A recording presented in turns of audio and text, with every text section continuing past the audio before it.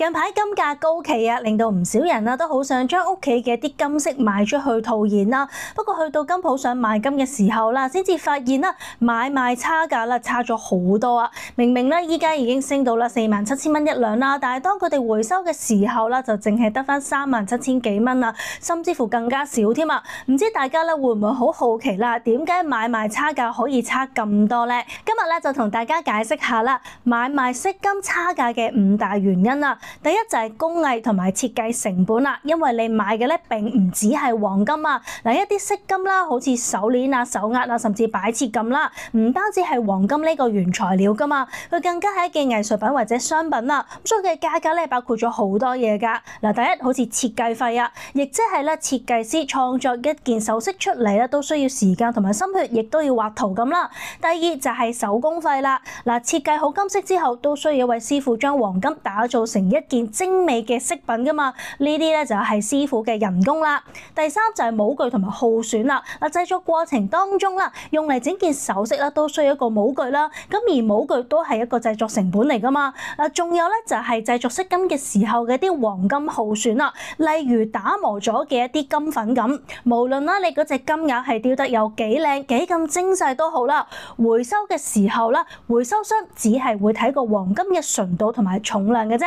第二就係品牌同埋營運成本啦，一啲金鋪啦，特別係一啲好似大品牌周大福、周生生呢啲咁啦，佢哋都有龐大嘅營運開支㗎。嗱，包括好似租金啦，因為通常呢啲金鋪啦都會開喺一啲好旺嘅地區㗎嘛。第二就係人工啦，一啲 sales 啊、經理啊、後勤等等，佢哋嘅人工都要計算在內㗎。第三就係市場推廣啦，包括廣告費或者係明星代言嘅費用咁啊。第四就係品牌嘅日價啦，知名品牌本身咧就係代表住信譽同埋品質啊嘛，咁所以呢部分咧其實都係會反映喺個售價上面嘅噃。所以咧總括嚟講啦，你買嘅時候所支付嘅價格啦，其實都分擔咗呢啲成本㗎。咁而當你咧出售嘅時候，呢啲附加嘅價值啦，對於回收商嚟講啦，都係毫無意義㗎。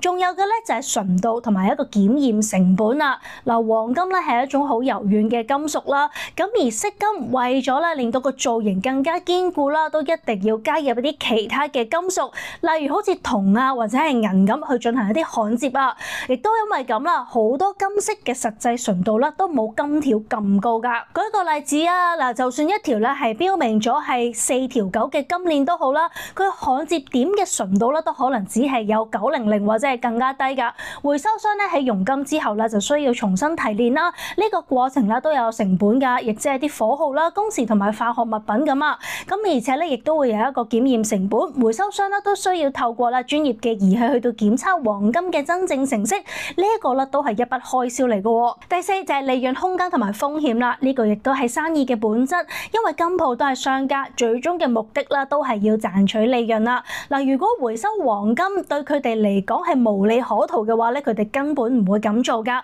咁所以金鋪嘅賣出價，亦即係飾金牌價啦，就喺國際金價嘅基礎上面啊，再加所有嘅成本同埋預期利潤啦。咁至於買入價，亦即係佢哋嘅回收價啦，就會參考金價，再根據之前提及嘅成本啦，再加啲風險因素啦，去到進行折讓嘅噃。而風險因素咧就係指金鋪回收咗你嘅黃金之後，國際金價咧都有可能會隨即下跌㗎嘛。咁呢個價格波動嘅風險啦，佢哋都必須要預先喺回收價裡面啊扣除嘅噃。所以啦，買賣飾金差價大咧，並唔係金鋪黑心，而係背後嘅一個商業邏輯嚟㗎咋。所以你俾嘅錢買嘅係黃金原料，再加工藝，再加品牌，再加店租，再加埋利潤啦。咁而回收嘅時候啦，你只能夠攞得返就係黃金原料，再減檢驗提純嘅成本，再減風險折讓啦。所以變相咧就折讓咗唔少啦。嗱，講到呢度啦，相信咧大家都會感受到啦，其實飾金作為投資咧並唔係一個好嘅選擇啊。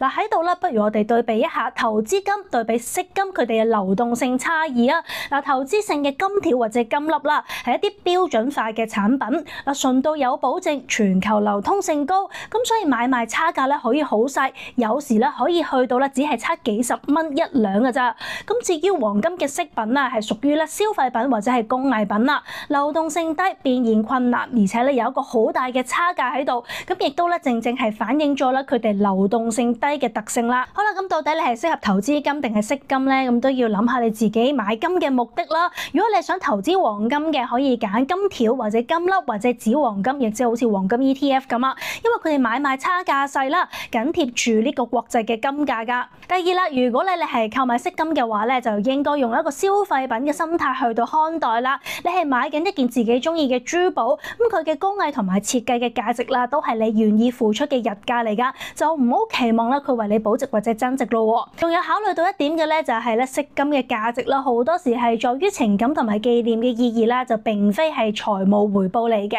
最後啦，如果真係想將屋企嘅飾金變現啦，都記得咧要問多幾間金鋪去度進行報價，揀一間最高價㗎啦。好啦，今日嘅影片咧就嚟到呢度啦，希望大家都中意啦，我哋下次見啦，拜拜。如果大家都中意我呢類型嘅影片，就記得撳 like 同埋 subscribe， 仲有撳埋隔離嘅鐘仔，咁下次有新片咧就會即刻通知你㗎啦。我哋下條片見咯噃，拜拜。